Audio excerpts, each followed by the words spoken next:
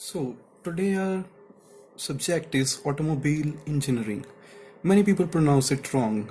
They say automobile. It's not automobile, it's automobile. So, what does automobile means first of all?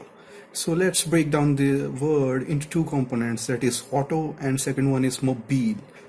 Auto means automatic and mobile means movement. So automobile is a machine or a transport or a vehicle that can move on its own, but it can't move on its own. It will need some help of components that we are going to discuss later on. So first of all, we see examples of automobiles. These are cars, bikes, trucks, jeeps, etc. So what are the components that help the mobile to move on its own? So first of all, like our body is having heart, digestive system, we eat food, we consume food that gives us energy, our hearts pump blood enriched with oxygen into our muscles for working. Same thing that powers the automobile is engine. Yes, engine.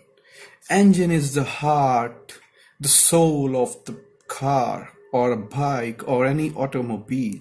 So engine has further various types, various components.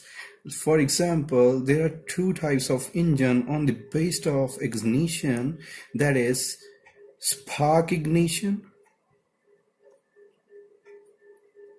and compression ignition. We're going to discuss this later in depth. Second is transmission. Like you have veins in your body that transmits blood into the various parts of your body, same things, the transmission takes power from the engine and delivers it to the tires, and their transmission has various components: clutches, flywheel, gearbox, axle, differential. Many more components are there. So we have, and like you have feet to move, similarly cars have wheels, there are tires. Engine needs cooling, like you sweat when you work out, when you run, that helps to cool down your body. Similarly, engine needs cooling. So there are cooling systems in an automobile. All right, and next we have electrical systems.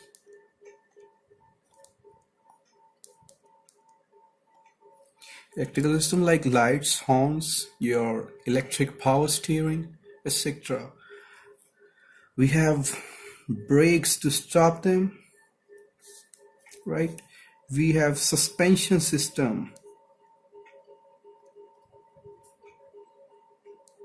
that absorbs the shocks and have various other features that we will discuss in depth later on.